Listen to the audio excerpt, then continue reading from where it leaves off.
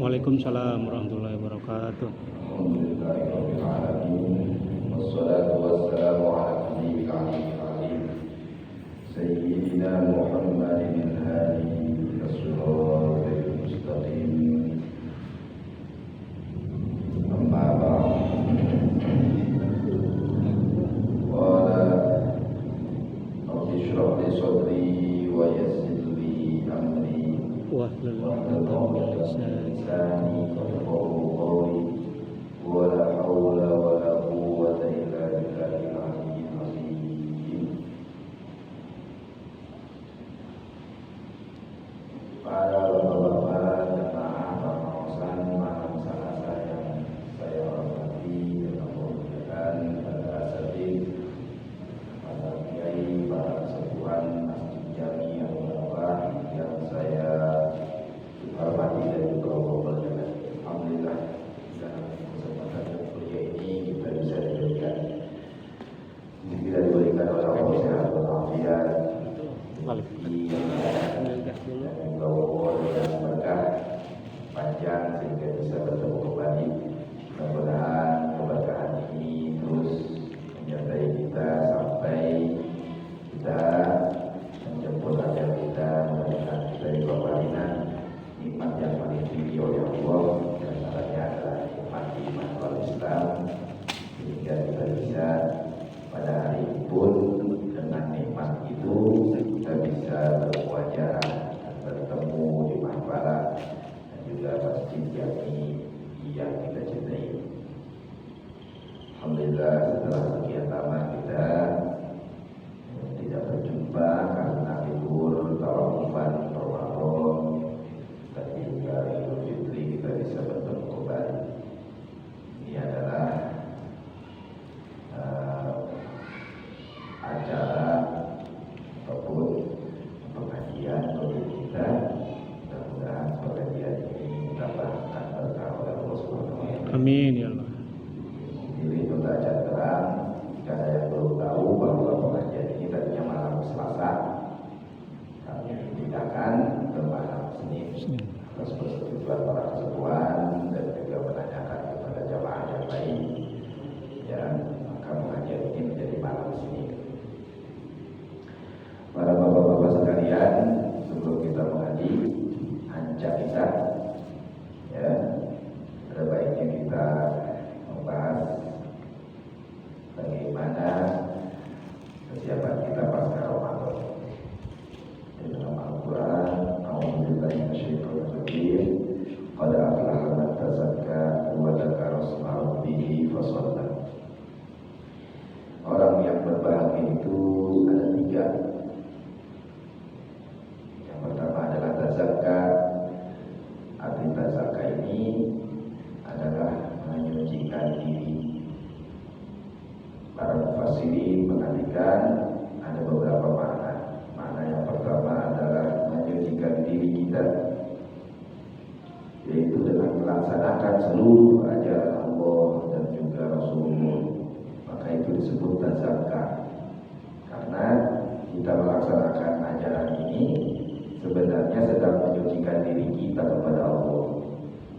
Karena tugas para rasul itu adalah yu'allimuhul kitaba wal hikmata wa yuzakkihim. Para nabi dan rasul Allah utus ke alam bumi ini adalah yang pertama untuk mengajarkan Alkitab, yang kedua mengajarkan al-hikmah, ilmu yang terkandung di dalam Alkitab itu yang tidak terkuak secara zahir diterangkan oleh Nabi kita, dan yang terakhir adalah wa yuzakkihim. Tugasnya para rasul itu membersihkan diri kita. Dengan cara apa? Dengan cara melaksanakan perintah Allah dan Rasulnya, maka kita sedang tazakka. Orang yang tazakka, kata Allah di dalam Al-Quran, qad aflaha. Jadi jangan hanya pada aflahal mu'minun saja. Tingkatan yang tinggi daripada mu'minun itu juga ada, yaitu yang tazakka. Ya. Secara khusus karena ini berkaitan dengan Ramadan, yaitu orang yang mengeluarkan zakat. Zakat itu menyempurnakan puasa di kemarin, ya, Kita zakat fitrah namanya. Zakat fitrah itu menyempurnakan kita yang sebelumnya puasanya kadang-kadang ya kita puasanya ada rofas, ada marah. Ya, sebenarnya secara pahala puasa itu tidak sempurna karena kita melanggar secara ya mengerjakan yang dilarang oleh Allah ketika kita berpuasa. Walaupun kita puasa zahir, tapi ada dosa-dosa batinnya kita ya masih mengomongkan orang, gibah kepada orang, kadang-kadang namimah, kadang-kadang takabur, kadang-kadang ujub. Nah ini kemudian kita sempurnakan dengan namanya zakat fitrah. Arti yang paling banyak ya, diantaranya adalah yaitu orang-orang yang menyucikan dirinya di Ramadan itu dengan melaksanakan ibadah di dalam Ramadan. Untuk bahagia orang yang Ramadannya cacat ya, dan juga orang yang qiyamul lailnya cacat. Apa itu qiyamul lail? Tarawih. Bahasa untuk Ramadan itu tarawih. Siapa yang mengatakan? Para tabi'in ya. Siapa yang berijtihad pertama? Itu adalah Sayyiduna Umar ibnu Khattab. Ya, maka tarawih ini kita menghormati pendapat Sayyidina Umar. Maka tarawihnya menurut versi Sayyidina Umar 20 rakaat. Cucunya sendiri. Siapa cucunya itu? Ibnu Umar, yang sering menjadi rujukan daripada ya, sepupunya sendiri, koleganya sendiri, yaitu daripada Anas bin Malik. Kemudian punya cucu keduanya ya, dan nantinya Anas bin Malik ini menjadi Imam Malik. Anak cucunya selalu merujukan daripada Ibnu Umar. Kalau sudah Ibnu Umar atau Abdullah bin Umar, maka itu pasti kepada Umar bin Khattab. Nah ini biasanya mazhab Imam Maliki, pakai mazhabnya seperti itu ya. Maka kitabnya namanya Al-Muwatta. Mereka pun sholatnya 20 rakaat. Imam Syafi'i yang muridnya ya. Imam Hanafi yang murid Imam Syafi'i ya. Imam Ahmad bin Hanbal yang juga murid Imam Al-Hanafi ya. Oleh karenanya mereka menghormati pendapat Sayyidina Umar radhiyallahu anhu, maka mereka melaksanakan salat tarawihnya 20 dengan nama istilah tarawih. Itu salatnya nyantai, tidak terburu-buru karena dimajukan yang tadinya malam hari menjadi di awal malam. Kalau mau dia mulai seperti saat seperti tahajud, ya silakan sholatnya ya setelah tidur, dan tidak perlu 20 rakaat pun tidak masalah. Biasanya Nabi mencontohkan 6 sampai 8 rakaat.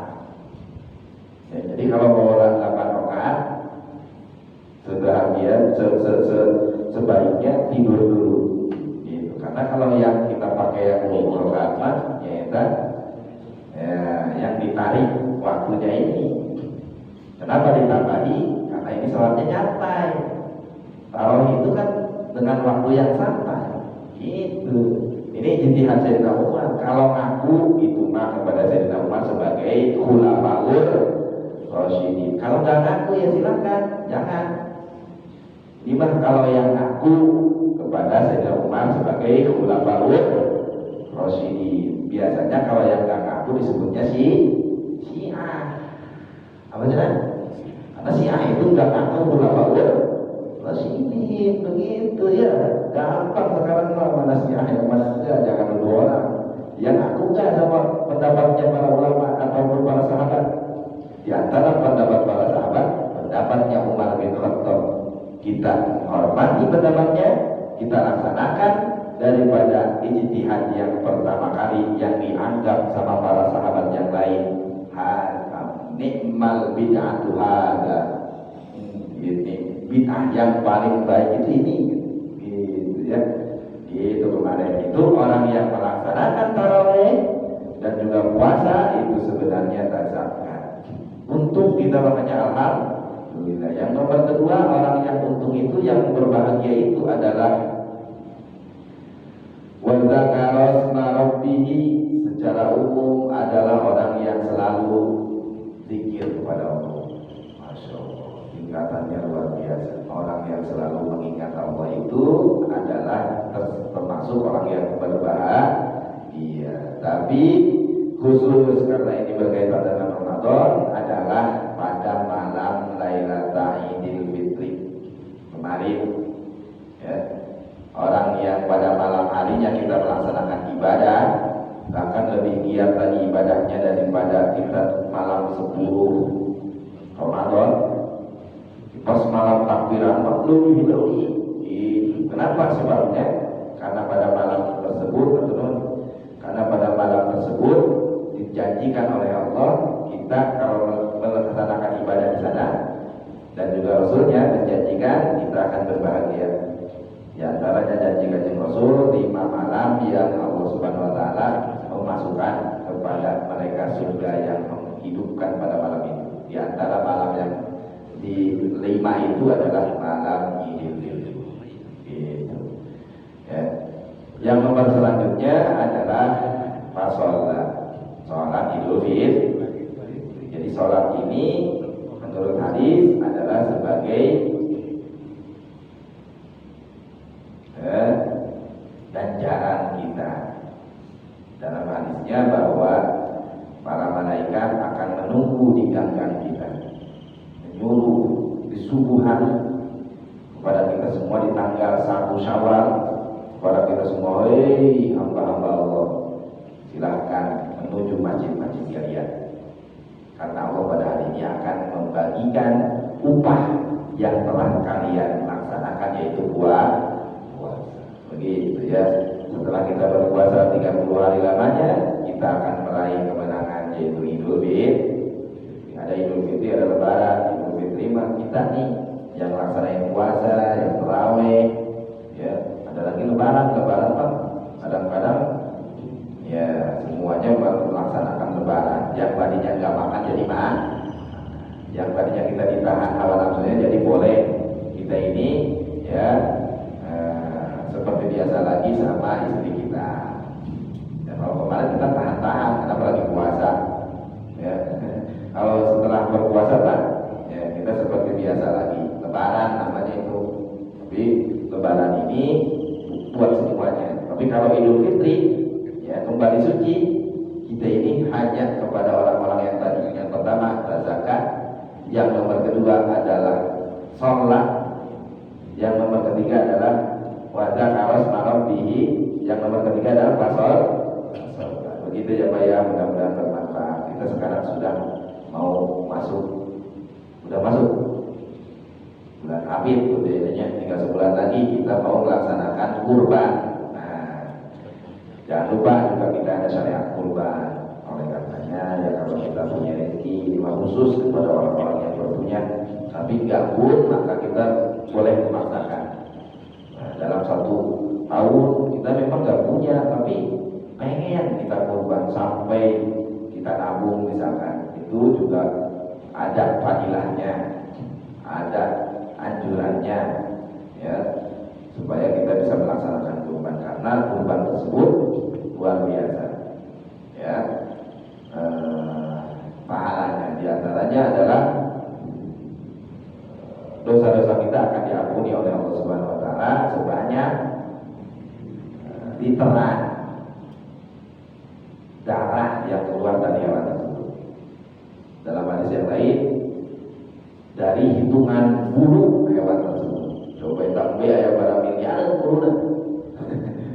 Begitu memang segitu banyaknya dosa kita akan diampuni oleh Allah Subhanahu wa taala.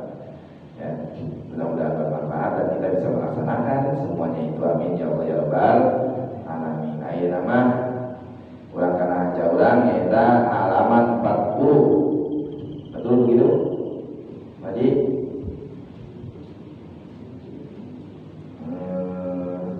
Al-babul khamis wal ishrun fi fadilatin nikah, itu ya. Taubat kemarin sudah, babu fakri sudah, ya. Sekarang bab yang ke-25. Bismillahirrahmanirrahim. Qala al-mu'allif rahimahullahu ta'ala wa nafa'a bi 'ulumihi wa bidana bi asrari. Al-babul khamis wal 'ishrun, pelajaran atau bab yang ke-25 bi fadilatin nikah, di dalam menerangkan tentang keutamaan nikah. Qala an-nabiy sallallahu alaihi wasallam, bersabda sahabat kanjeng Nabi sallallahu alaihi wasallam, at-tazwiju barakatun, menikah itu adalah berkah. Wal waladu rahmatun, anak itu adalah rahmat. Fa'akrimu auladakum, muliakan, maka muliakanlah anak-anak kalian. Fa'inna karamatal auladi ibadatun, karena sesungguhnya memuliakan anak itu adalah ibadah. Bismillahirrahmanirrahim. Nikah, artinya nikah itu adalah berarti kita melaksanakan prosesi perkawinan secara sah menurut agama dan juga negara. Gitu ya. Sah menurut agama artinya berarti kita dengan akad yang benar, rukun pernikahan yang benar. Nggak boleh sembarangan, harus ada wali, harus ada saksi, kemudian juga harus ada ijabah kabul. Kemudian di dalam nikahnya juga itu harus ada mahar. Tahu mahar? Mas kawin. Mas kawin beda sama apa? Seserahan. Seserahan, masa seserahan dan pemanjang persepsi namanya. Mas kawin itu adalah buah pemberian dari kita untuk menghargai seorang wanita. Apa barang mas kawinnya? Duit, seberapa duit? Sesuai tanggal lahir aja. Pasti hitung-hitung dengan 200.000. Ya Allah, murah amat 200.000. Maharnya berapa? 500 gram. Ya. Mas batangan 200 gram. Itu banyak duit. Boksi lahirnya tanggal 11 bulan 12 2000 seberapa duit begitu. Itu 200.000. Murah amat ya Allah. Kita menghargai seorang perempuan, seorang istri kita hargai dengan apa? Maharnya yang tinggi. Gitu ya. Kalau bisa seperti kanjeng Nabi menghargai istri-istrinya, dia memberikan maharnya adalah 300 gram emas. Buat itu. Kemudian di dalam nikah juga ada kesunatan. Ada yang harus kita laksanakan juga. Di antaranya adalah ada khutbah nikah. Ini penting. Dan pimpinan ataupun yang menjadi sesepuh yang kita tuakan, yang kita jadikan ketua, itu harus khutbah nikah. Gitu ya. Nah, kemudian setelah itu baru namanya nikah. Jangan nikah deh. Ya, seperti nggak tahu ini. Pokoknya waktu sebelum nikah terus nikah ya. Nah gitu. Harus ada akad, harus ada khutbah nikah, mahar perlu terlihat. Ya, ada wali, ada saksi. Wali itu artinya orang tua daripada pihak laki-laki. Ada saksi dari pihak laki-laki.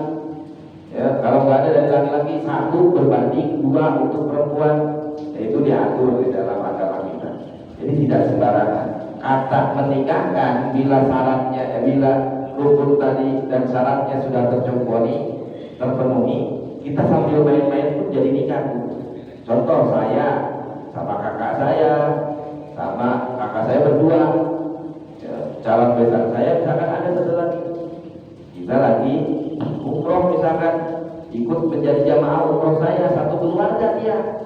Saya pun satu keluarga, orang tinggalkan ngomong dia, anak mana ke balawatin ayah, pulang kawin aja anak orang, jadi itu, namun yang ngomongnya misalkan jenis laki-laki itu, seperti ya Kiai Haji pada guru almarhum guru saya, lagi ngobrol-ngobrol itu mesti orang kawin di situ. Ya, gaji di saya. Nah, Haji dari sini kemudian akan nikah dengan istrinya yang ada di Bogor, diwakilkan dengan si mertuanya itu, si calon mertuanya. Balik ke Bogor, saya boleh balik. Langkai mah, langkai kamar, cuma wajib kalian berapa ya? Orang itu nikah. Nah itu adalah boleh dalam agama kita. Jadi harus dengan sah secara agama dan juga negara sekarang apa? Itu harus ke KUA mengurusi ya bahwa kita ini harus sah secara negara, punya kartu nih ya, supaya apa? Supaya terkontrol. Ya, kalau mau nikah lagi boleh, asalnya ya harus punya persetujuan dari istri yang sudah rela dan hidup itu. Malah kawin tapi ternyata bawa tangan gitu ya. Maka ini secara agama tidak sah karena tidak punya kartu keluarga, tidak punya kartu nikah, gitu ya. Sampai negara kita alhamdulillah Pak, ya saya lihat, saya perhatikan luar biasa. Orang negara orang teh memperhatikan karena agama. Di antara karena agama orang perurusan tentang nikah ini sesuai dengan syariat. Ya, nikah mah gampang sebenarnya menikahkan gampang ya. Yang paling susah itu kita yang pakai adat kita. Contoh kayak lengser, ya boleh aja.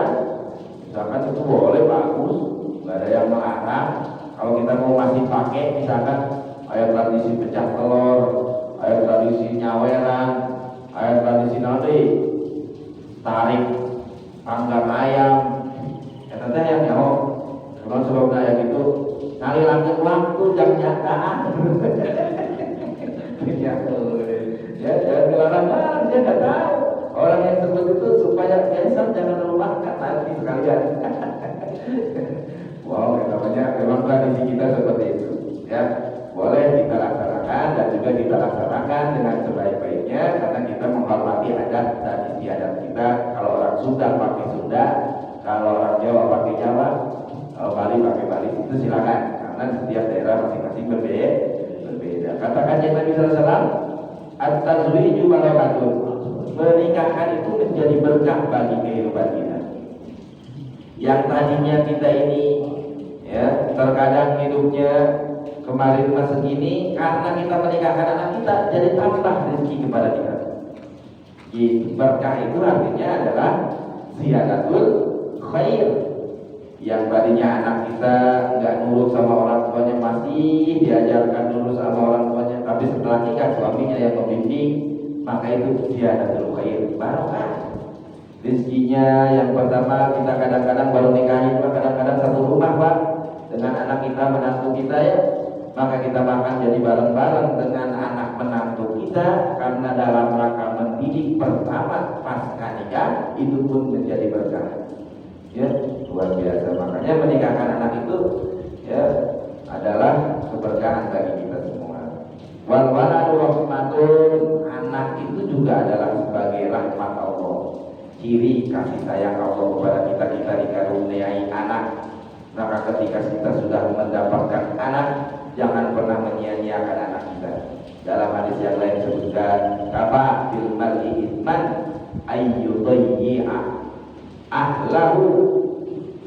Gitu. Ya, apa artinya? Cukup, gak perlu membuat dosa yang lain. Ya, kalau ingin punya dosa, apa? Dosanya menelantarkan anak dan keluarga, itu sudah cukup dosanya. Orang yang gak menafkahi anak istrinya secara dia tidak ada usul syar'i, kemudian dia menelantarkan mereka, maka itu cukup dosanya bagi dia, tidak perlu melakukan dosa lagi. Sudah pantas dari mana? Makanya kalau kita punya anak itu ya adalah rahmat bagi kita semua. Cari, niatkan ketika kita mencari rezeki adalah untuk anak istri, untuk anak istri. Insya Allah yang anak kita ini menjadi rahmat bagi kita itu seperti itu. Ya, cirinya kasih sayang Allah. Karena ada orang yang telah menanti-nantikan beberapa tahun bahkan puluhan tahun belum dikaruniai anak. Ya, ada orang seperti itu ada. Maka ketika kita diberikan anak ini jangan disia-siakan. Kalau terkadang rezeki kita ya diatur oleh Allah melalui anak kita. Ya, contoh anak tersebut pengen dibeliin anu, ya, tiap hari pengen dibeliin misalkan cara berapa ini pada anak tidak leker, leker dua krepis ya nih. Molina di sini nggak ada, harus kemana? Harus di Pomat, ayah di Pomat leker teh.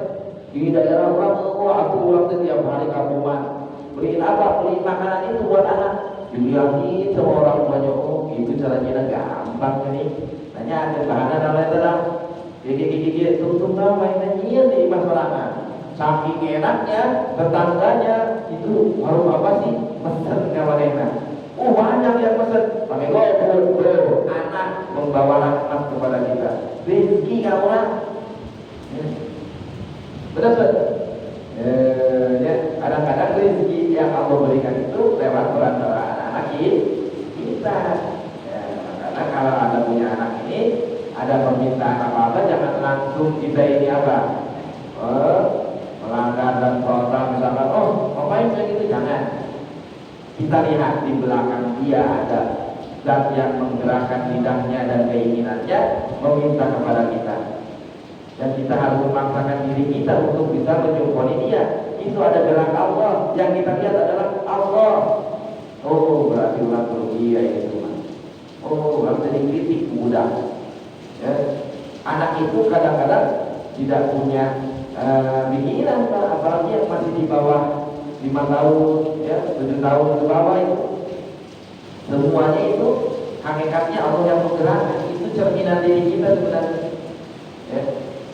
Itu oleh karenanya kita punya anak ini jangan kita sia-siakan. Mereka adalah rahmat Allah yang diturunkan kepada kita semua. Fa'akrimu auladakum, muliakan anak kita. Ya, oleh karenanya itu kita sudah tahu ini hakikatnya adalah Allah yang memberikan semuanya itu, maka kita muliakan anak kita. Hakikatnya kita memuliakan Allah Subhanahu wa Ta'ala yang telah memuliakan kita dengan adanya anak. Dengan adanya pernikahan ini, kita memberikan baju untuk anak dan istri kita. Sebenarnya Allah sedang memuliakan kita. Itu lingkungan. Oh, baju pengoli ini. Saya nggak pernah nolak. Kalau istri kita aman, ya, kalau kita udah yang dulu aja, baru kita dibeliin. Ya, kalau pertama membelinya, yang dulu aja, ya. Buang pakai ayat, kira ya. Baik data kalau mata laulat karena sesungguhnya memuliakan anak dan anak ini kalau di sini bentuknya ibadah itu menjadi ibadah. Bajunya, ya kita bajuin dia, kita pakai sepatu dia untuk sekolah, beliin tas dia, semuanya kita adalah sebagai menghormati dan memuliakan anak kita itu. Maka Allah akan memuliakannya insya. Waqala alaihi salatu wassalam an-nikah sunnati wa man raghiba an sunnati falaysa minni.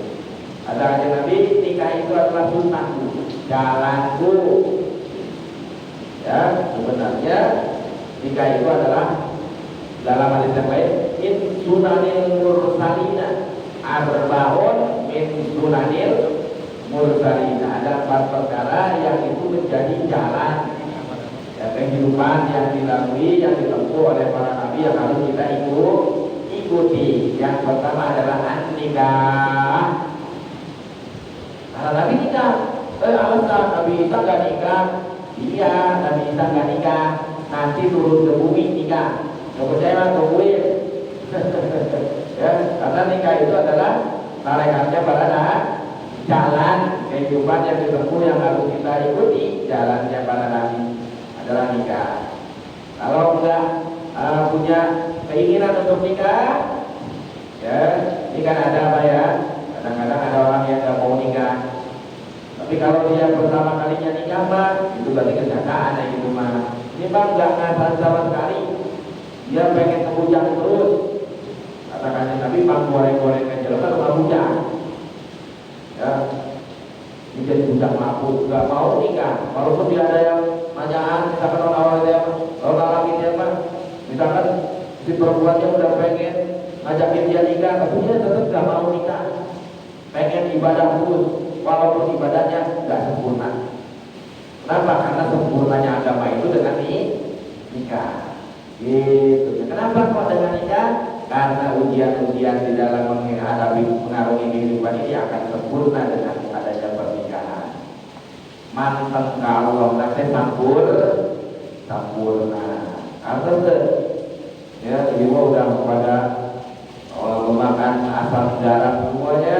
Kenapa? Karena sudah menikah dan juga sudah ya separuh kita melaksanakan perjalanan kehidupan ini. Bapak-bapak banyak luar biasa besar pasti dia banyak pengalamannya. Kenapa? Karena dalam mengarungi kehidupan ini kita diuji nantinya. Ya, ada sabar, ada yang pertama taubat, ada sabar, ada syukur, ya, ada kemudian awakal, ya, zuhud. Itu nanti akan diperhitungkan gitu setelah nikah ini. Kalau sebelum nikah itu masih bobolan. Kalau setelah nikah nanti kita akan dihitung benar gak taubat, diuji kakak kawin, ya, antara nikah. Kalau mau kira-kira mau kemana tuh? Mau pilih yang istri kita atau mau yang gak halal buat kita? Taubatnya kita di mana tuh? Udah sampai mana taubatnya? Ya. Yang dulu sholatnya gak benar, setelah nikah sholatnya benar gak? Yang dulu ngajinya gak benar, setelah nikah ngajinya benar gak? Kepada Quran seberapa kali? Gitu, itu diperhitungkan tuh. Yang akan menjadi kesempurnaan ibadah kita, yang menjadi kesempurnaan agama kita adalah dengan nikah. Seperti hadis Kanjeng Nabi, nikah itu adalah nisful iman. Nikah itu adalah setengah dari keimanan. Kalau orang yang beriman jangan mau dan nikah. Makanya kata-kata tadi, orang yang bujang, yang nggak mau nikah, maka dia itu adalah ya orang yang paling jelek ya hidupnya. Walaupun untuk ibadah. Sesuai dengan hadis ini, an-nikahu sunnati, faman raghiba an sunnati.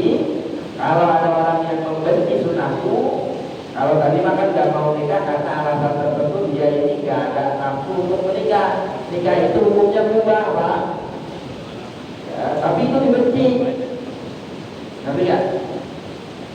Kalau nikah itu adalah dia tidak mau karena bukan alasan-alasan untuk apapun, tapi karena memang untuk ibadah.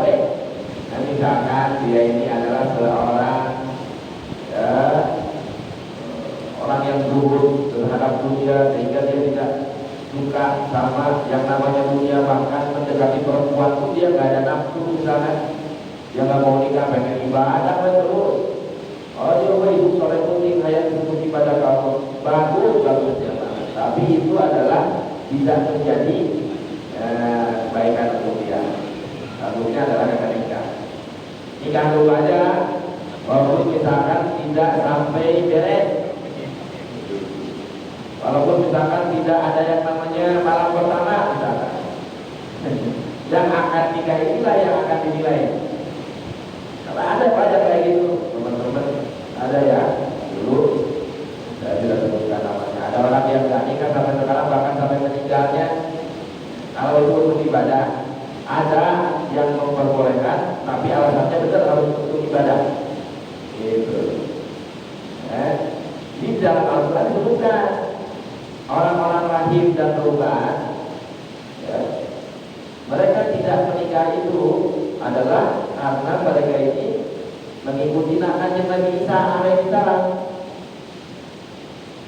Ya, seperti yang disebutkan di dalam surat kemarin dengan surat Al-Maidah, Al-Imran, wa sayyidan wa hasuro. Hasuro itu orang yang bisa menjaga diri hawa nafsunya untuk supaya tidak dekat dengan wanita. Bukan dia nggak nikah, bisa kalian nikah Nabi Yahya juga nikah. Nabi Isa mah belum sempat nikah, kabur diangkat maka anggapan seperti itu ya, maka oleh mereka ini itu orangnya lagi di luar nikah. Dan Allah, saya tidak memerintahkan itu kepada mereka buat sendiri kepada umatnya mah di dan sorangan ya tanah walakin ibu saja kata Allah begitu, mereka yang membuat sendiri peraturan itu ya. Ulama terjadinya syariat begitu ya Allah. Dan beda hati kali itu Nabi Isa tadi ya, tapi di dalam hadis yang lain nanti setelah Nabi Isa turun, Nabi Isa akan mencontohkan kepada umatnya beliau menikah. Itu ya para bapak sedayana. Jadi intinya nikah itu adalah mubah, tapi kemubahan tersebut bisa menjadi makruh, bisa menjadi ya haram, belum bisa jadi dengan ilat-ilat dan alasan-alasan tertentu. Kalau ada benci terhadap adanya pernikahan ini, nah ini yang seperti tadi itu, ya. Kalau benci terhadap syariat nikah ini, karena dia nggak mau nikah sama sekali, balai kami ini dia bukan umatku katakan Rasul. Jadi kalau namanya umat kanjeng Rasul harus nikah. Walaupun dia ini ahli ibadah sama sekali, tiap harinya di masjid, tiap harinya sholat, berikut 40 boleh nambah di Pak, yang namanya ibadah itu kadang-kadang nafsu kita jadi turun. Coba kemarin bulan Ramadan, gak percaya mah, tanggal 10, 20 kalur, Makmila, ada datang mau meninggal ada, Tuhan raya di tukang rekuana, yang kadang-kadang makan kita ini, kadang-kadang makan udah pindah kita. Ya, kata-kata begitu deh, bahasa sederhana. Jadi malas tahan. Kenapa? Karena udah terbiasa kita puasa. Sama istri kita pun kita tidak mau. Capeknya kayaknya 10 bulan kadang lebih orang sengaja tetap bawa ikan aja. Itu berpuasa Pak, apalagi kita menjalankan yang lain. Waktu bawa 40 bulan itu wah baca-baca aja ya. Bahkan ada amalan yang supaya kita bisa meredam dan mengendalikan amalan.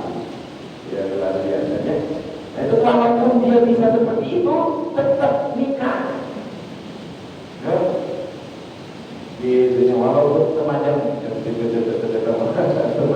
tidak maju yang bawahnya. Nah ya tetap harus nikah dulu. Waqala alaihi salatu wassalam al-harairu sholahul bait wal imamu fasadul bait. Nabi Muhammad SAW bersabda al-harairu, wanita-wanita yang merdeka itu sholahul bait adalah wanita-wanita yang bisa membenahi rumah tangga kita. Wal imamu, sedangkan wanita-wanita ya, kalau dulu ininya ya, para amat, yang amat tersebut adalah tidak ya mengikuti aturan daripada agama ya, tidak ada didikan sama sekali terhadap agama, fasadul bait, maka rumah tangga kita akan hancur. Jadi kalau kita mau pilih wanita-wanita itu wanita yang haroir, tidak ada sekarang mah, dulu ini mah ada wanita merdeka, ada wanita yang menjadi amat. Lebih baik amat, lebih baik wanita yang hurrah, lebih baik yang hurrah, yang merdeka. Kenapa amat itu kadang-kadang kalau majikannya dia ini tidak bisa menjelaskan ataupun dia tidak bisa membimbing dia dengan baik, maka si amat tersebut bisa merusak rumah tangga kita. Naik tadinya amat, naik menjadi ibnul walad. Makanya kalau majikan ya kemudian menyetubuhi si amat itu karena ini halal. Kalau dulu mah perempuan teh ada namanya perempuan amat dan itu halal. Ya. Kalau dia punya anak namanya ibnul walad, naik tingkatannya. Kalau kita nikahi ya jadi merdeka dengan mas kawin merdeka misalkan. Kecuali kalau si amat tersebut punya pendidikan seperti layaknya Kanjeng Nabi Muhammad SAW mendapatkan jatah daripada peperangan perang namanya perang Khaybar, mendapatkan Siti Sofia radhiyallahu anha karena cantik, karena dia anak orang yang gedenya, karena dia adalah orang anak kebangsaannya, kebangsawanannya terlihat. Kanjeng Nabi kemudian memerdekakannya, menikahinya dengan cara memberikan maharnya adalah merdeka. Siti Sofia radhiyallahu anha, mata biru, kenapa bunga pirang, biru maju kota Arab, ya, sama orang bilang juga mah luar biasa. Nah, para bapak-bapak sekalian, kalau kita sudah terlihat seperti itu boleh. Nah, ilahnya adalah bukan daripada cantik atau tidaknya, tapi daripada pendidikannya tadi dan juga pergaulannya. Kalau yang murah ini bergaulnya ya seperti ini. Kalau yang lima ini ya seperti ini. Itu ya, mari itu buruk bagus di kadang-kadang. Karena amat itu dulu bisa dipakai untuk nyembuhin tamu. Ya, kalau ada tamu misalkan datang ke rumah kita, itu kita amat. Coba bayangkan zaman dulu, zaman jahiliyah, sampai tradisi tersebut, sampai ada kabar ke-10 dan ke-11. Para ulama kemudian ya dengan para ulama Ahlus Sunnah wal Jamaah terutama mereka giat untuk membersihkan dan juga menghilangkan peramatan dan perbudakan di seluruh dunia ini. Gitu. Ya kenapa? Karena tersirat di dalam makna fatahriru raqabatin min qabli ayyatamassa. Di dalam Al-Qur'an fatahriru raqabatin ya, ini secara artinya apa ini? Al-Quran itu menginginkan supaya tidak ada lagi yang namanya perbudakan. Kanjeng Nabi diutus pun adalah supaya menghilangkan perbudakan. Contohnya Kanjeng Nabi diberikan amat yang begitu cantiknya dari hasil peperangan, tapi Kanjeng Nabi memerdekakannya. Kanjeng Nabi punya amat, laki-laki punya abid, Kanjeng Nabi merdekakan. Para sahabatnya pun mengikuti. Sayyidina Ali memerdekakan para abid-abid yang diberikan dari hasil ghanimah kepada mereka. Kita bukan sahabat, kita bukan nabi, kok masih mau adanya perbudakan, bahkan membuat perbudakan baru dengan adanya iming-iming pekerjaan, yang pekerjaan itu ternyata adalah human trafficking, memperjualbelikan manusia. Mudah-mudahan bermanfaat. Jadi kalau kita mau nikah, cari orang-orang itu adalah orang-orang yang haroir. Haroir itu apa? Yang merdeka. Ya kalau sekarang mah yang nengok. Ya, yang dia kadang-kadang pergaulannya jangan terlalu banyak kelihatan. Ya, contoh ya, kita mau cari istri, misalkan. Ya, ternyata kita cari di kampung sekarang lebih orang kampung mah nyawa TikTok setelah tua. Itu pakai pakaiannya juga lebih hebatan dia. Orang kota biasa aja berasa. Ya, sekarang pun HP sekarang pun soalnya. Pas datang kalau goreng neangan di majikan ini taruh aja di kota. Jadi nggak ngaruh. Jadi maksudnya adalah dari pergaulan dia lihat. Coba ya, ngajak makan ya sama orang tuanya, sama keluarganya, dia kira-kira pakaiannya kayak gimana? Oh, lamun kira-kira ya dibiarkan mah tuh bisa kegolok-golokan tinggalin lah kurang bagus deh. Ya, contoh si ibunya ngajakin si anaknya, ayo kita ke pasar, ditawarin sampai sejauh bapaknya, kamu mau apa aja di sini, pilih. Ah nggak mau, gimana ibu aja tuh kelihatan sama si ibunya udah begitu mah. Ya, kotor orang itu jadi taktik. Oh itu nyata ya, cecek awawen umat ya. Tuh canda nikah deh. Oh gitu ya. Jadi kalau kita ditawarin begitu, berarti jawabannya harus begitu ya. Gitu. Oke.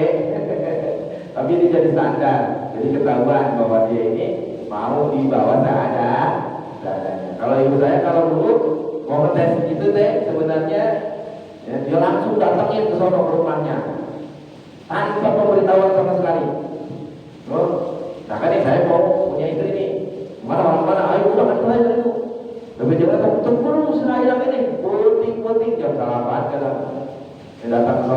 9 bertamu malam-malam kira-kiranya orang tuanya bagaimana? Dia mau menyediain apa? Dia kemudian si anaknya nanti mau menyediakan atau gimana?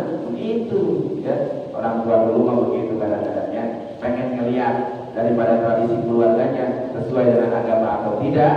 Ya kadang-kadang kita mengetes seperti itu. Ya, mudah-mudahan bermanfaat untuk kita semua. Dan juga kita bisa mengamalkannya. Dan juga kita bisa mudah-mudahan istiqomah sampai akhir hayat kita dengan jalan kajian Nabi yang Nabi ajarkan kepada kita semua. Di antaranya adalah nikah.